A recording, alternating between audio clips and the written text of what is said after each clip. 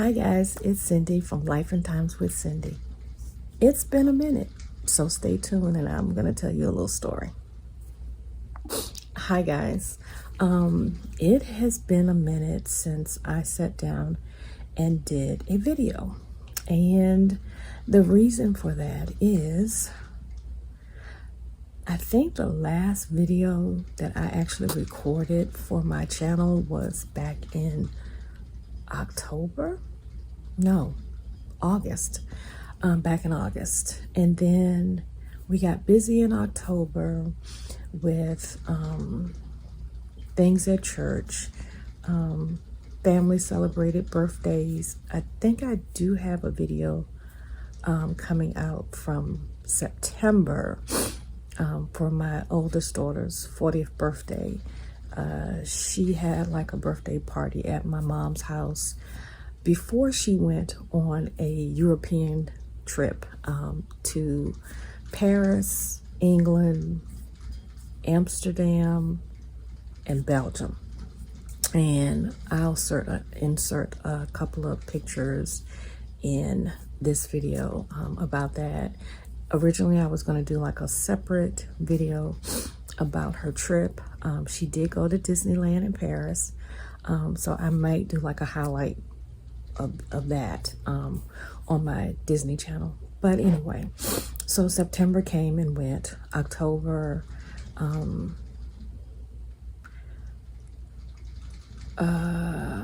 let's go back. August, I was at home. We did our usual family get together in August, and I think I have a video of that. I do have several videos that I have not published on my Lifetime channel, but last week or week before last, I did do the last video in the series of my Walt Disney World trip to Florida last year.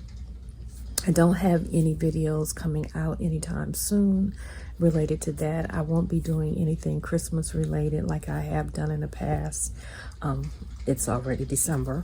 Long story short, at the end of October, Marcus got very sick. He woke up, I think it was like on a Friday morning, and I think it was it was either the third weekend in September. It might have been the third week in September. And he woke up. He said he wasn't feeling well. He had like a slight temperature. I think at that point it was like 99 point something. But he seemed very disoriented. And my first thought was, oh my God, he's had another stroke. But he was still talking to me, and his speech wasn't slurred. He just did not seem himself. And so I made a call to his dialysis team because I thought maybe he had an infection, because he was complaining about being chilly and just not feeling like himself. I even thought maybe he had caught COVID. Now we've gone the 4 years or 3.5 years, however long it's been now, without catching it at all. And so I was like, okay, it's either that or he has an infection like he had last year when I went to Disney. So I called his team and they said, you need to bring him in. So my daughter got off of work. We got in the car with him and took him to the dialysis clinic. They saw him almost immediately because they wanted to test to make sure he didn't have an infection from his port for dialysis. If you're new to my channel, my name is Cyndi. I am a pastor's wife, a minister myself. I'm a Disney addict. The last 6 years, my husband has had some health issues, and he has no shame in telling his testimony. He had a stroke 6 years ago. He survived that. He had kidney failure 4 years ago, and he's on dialysis. 3 years ago, he had an infection and lost one of his legs. And so this has been like a constant thing for the last 6 years. But he's survived. He went back and the team was testing him. And my daughter was actually sitting in the car waiting because we weren't sure if they were just going to give him some antibiotics and send him home or what they were going to do. The nurse came out and she wheeled him out, and he was like slouched in the wheelchair that they had him in. A doctor came out with the nurse that is his dialysis nurse, and she said, "I'm really concerned. He has a fever of 103. He's got chills, but mostly he's not himself." Anyone who knows my husband knows that his personality is very upbeat. He jokes a lot, and he was lifeless sitting in the wheelchair. They said, "We're taking him to the emergency room. They're already expecting us.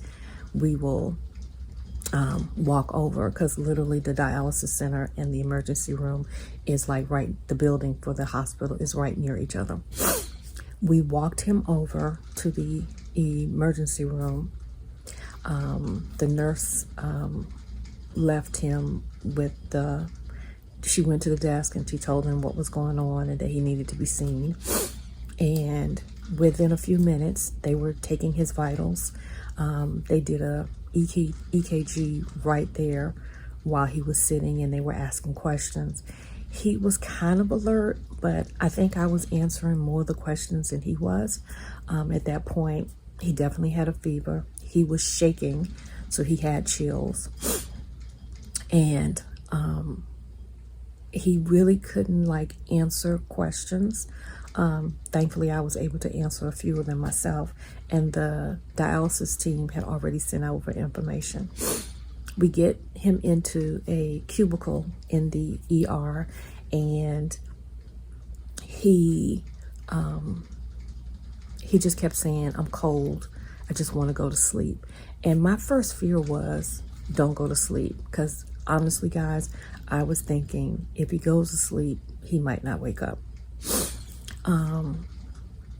By this time, I think it was 4 o'clock or so, and my daughter had been up all night. She doesn't live far from the hospital, so I actually told her, "Go home. If something changes, because I don't know how long we're going to be in ER. If something changes, I will call you and my son-in-law back, and one of you guys can take us back home." At this point, I was thinking he wasn't going to go home, that they were going to keep him. In the meantime, my mom called, and my mom said, "If it looks like he's going to have to stay, why don't you just stay with me? Because it's not necessarily closer than my house, but it would allow my daughter to go home, who's going to have to go to work the next day." So I said, okay. I said, I don't have any clothes or anything. I don't even have anything to sleep in. I usually keep clothes in my mom's house, but I had stopped kind of keeping up-to-date things there. I kept some toiletries there, so I knew I had a toothbrush and didn't have a comb or brush or anything for my hair. Anyway, I guess it was around about 8 o'clock that night. They had been giving him fluids because he was dehydrated. They were giving him antibiotics directly into his system. They had kind of ruled out that it wasn't an infection from his port for his dialysis, but they weren't sure what exactly was causing him to have this infection, so they wanted to keep him. They actually decided that they were going to move him to the ICU unit.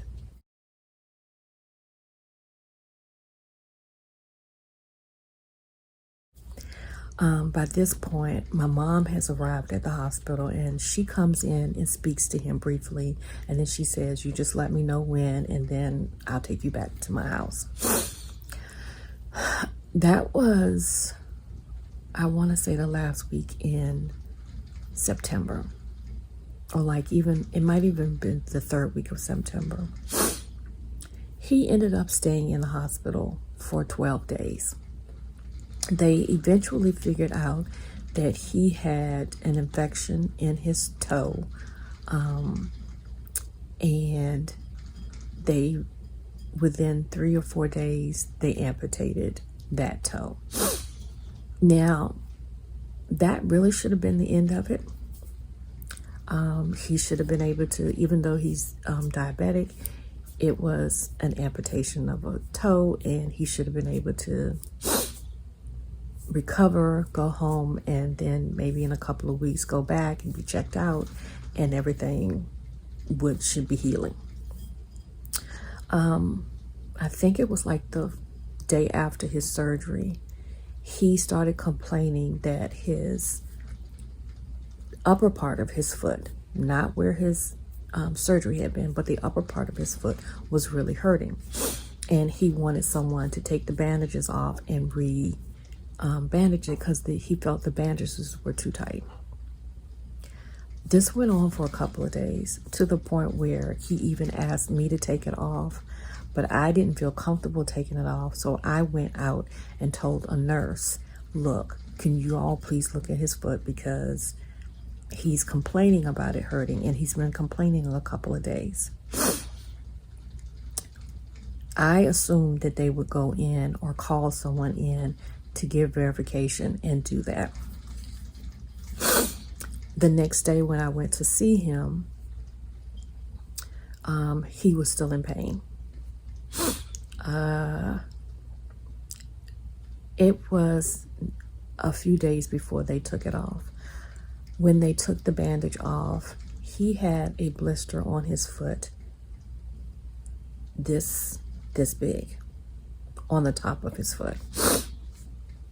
He eventually started having blisters in other areas on his foot as well. It had nothing to do with the amputation. It had nothing to do with the toe. It had everything to do with the fact that the bandages were too tight. So what should have been maybe a 3-week recovery has now turned into end of September, October, November, and we're now into December. We originally was going to see the podiatrist. Did not have a good visit with her at all. We went to her, I think, twice, and she eventually peeled off, and I'm sorry if this is like too much information for some people. She eventually peeled off the blister and exposed the area. And we had several people say that that was a possibility. We still feel like she did it too soon. There was so much fluid built up that it had doubled in size from when the blister looked like when we left the hospital. So I understand draining it, but she literally peeled off everything and then peeled off the area where she had done the surgery. Long story short, we ended up being referred to a vascular surgeon, and the vascular surgeon assistant has been amazing. We have not gone back to the podiatrist. We have literally been going 2 times a week to the vascular physician's assistant. Nurses come out 3 times a week to change his dressings. They've changed the orders for his dressings a couple of times because it has been such a slow process. They now feel like they have to be pretty slow in the process to make sure that he heals properly because he is a diabetic. It has probably been, other than when he lost his leg, it has probably been the most challenging, frustrating time. He can't drive, even though I think he would like to. He really is not supposed to be walking on his foot, which makes him immobile, and that's very frustrating for him. actually today, and this is now December the 5th, he's going to start some physical therapy because they are concerned that he has been immobile for too long. I am tired all the time. It has been a lot of physical, emotional. I think he went a month that he did not preach. I have preached one of those Sundays. I don't know, but it's a possibility I'll be preaching again this month. It's just been a lot. And so picking up a camera and videotaping my life, even with all that has been going on, has just not been on my mind. And so that is the reason why you guys have not seen me. That's the reason why there hasn't been any updated videos. I do have a few videos that have not gone up on my lifestyle channel, and I will probably put those up.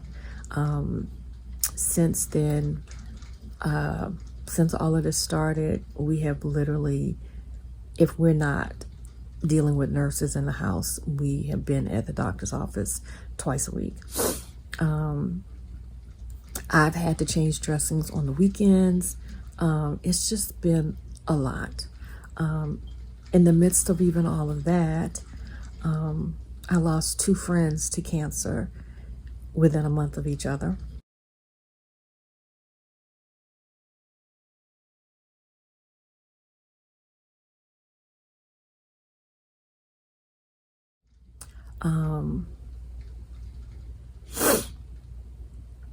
It's just been a hard couple of months, and I just was not in the mood to pick up the camera.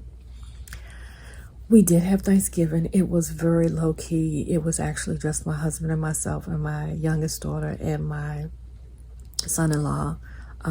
Christmas will probably be the same way. My mom got sick during this time.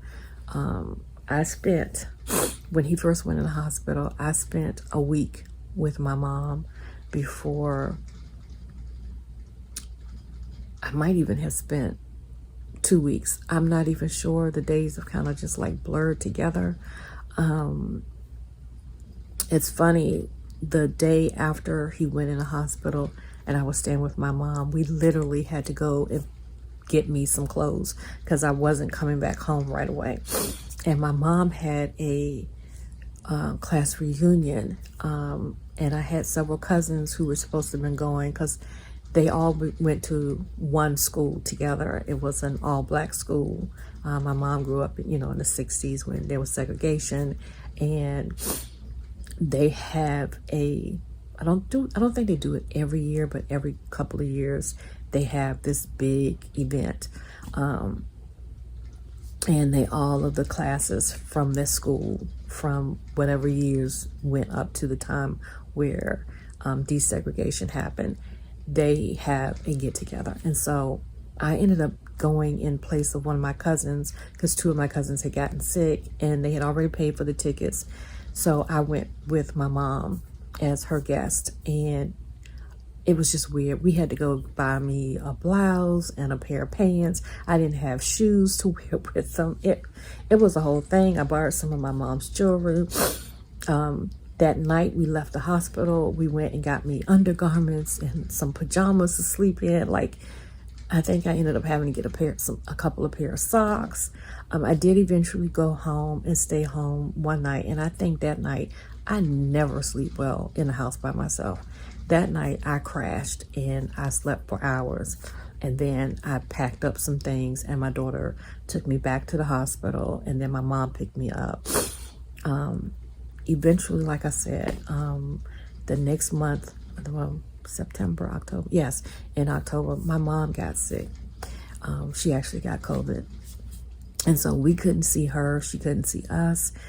She's tested positive for almost 14 days. It was like a whole thing. And it was just a surreal time. And eventually he was able to come home. and he actually came home just in time for us to celebrate 16 years as pastor of the church. And my friend did a really excellent job. She was in charge of the service for that weekend, and her team, they did excellent. One of his longtime friends preached the service. Marcus gave this testimony about everything that he's been through, and the months have gone by really, really fast. This was probably the first year in a long time that I wasn't able to participate in our church's fall fast. I've just had to learn to say I can't do it all, and just be okay with that. And so Christmas this year is going to be very low key. It makes me very sad. Christmas has always been my favorite time of the year, but we're just not in a position to do that right now. And through my therapist, I've accepted that that's what it is right now. It's a lot for him to climb steps. It's a lot for him to go anywhere. It's a lot for my daughter, who has been helping us. And so, yeah, Christmas is going to be really quiet. I don't even know that I'm going to put any decorations up. We do have a small tree in our bedroom that I can light up. It's got Disney ornaments on it. But yeah, that's not where I'm concentrated this year. Thanksgiving was okay. I did way more cooking than I should have for 4 people, but it was something positive, something for me to do that brought me a little bit of joy. And right now, I'm just trying to take one day at a time. I don't know how he does it. He has been through so much. I guess sometimes when you just think, hey, what else can happen? And it seems like it's always this time of year. It's always around Thanksgiving where he ends up in the hospital or something. Because you know how you can look at your Facebook memories and it will tell you about years past. In my Facebook memories, it comes up constantly that this time of the year, he's had something health related that has gotten him in the hospital, and we are waiting for him to come out. It had been so long since I put a video up. I just thought I would give you guys an update of my life and what's been going on. We're doing okay. We are, like I said, taking it day by day. It feels weird to be up here on the camera. It's not like life just kind of stopped, but it just was too much going on for me to pick up a camera and talk. I just have not been in the mind space to do it. So, but I did want to give you guys an update and explain why there hasn't been any videos. I'm going to do a shorter version for my Disney channel, just kind of explaining. I'm hoping and praying that I will have some announcements for next year. I know my daughter is getting ready to go and do another Disney race next year. I think she has another trip planned to Orlando in the summer. I don't know that I'll ever do Orlando in the summer again. But I do have one trip in the works that I hope can come true, but I've just learned to accept it. I don't know what even tomorrow is going to bring. And so I'm just taking it day by day. So, like I said, I just want to give you guys an update and just kind of explain where I've been and what's been going on. I guess the best way to keep up with me is by following me on Instagram, because I do post there more regularly. So that's what's been happening in Life and Times with Cyndi. So, guys, I hope that you all have a great holiday. I hope you had a great Thanksgiving. I hope you have a great Christmas. I don't know that I will be recording anything over Christmas, just because it's probably just going to be me and my husband and possibly my youngest daughter. Yeah. I hope that you guys are having a blessed day. If you don't mind, I would really appreciate it if you like the video, share the video.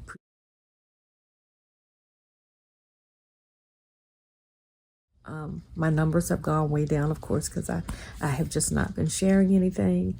I think I've gotten to the point where it's like I've accepted that, hey, I may not ever have big numbers.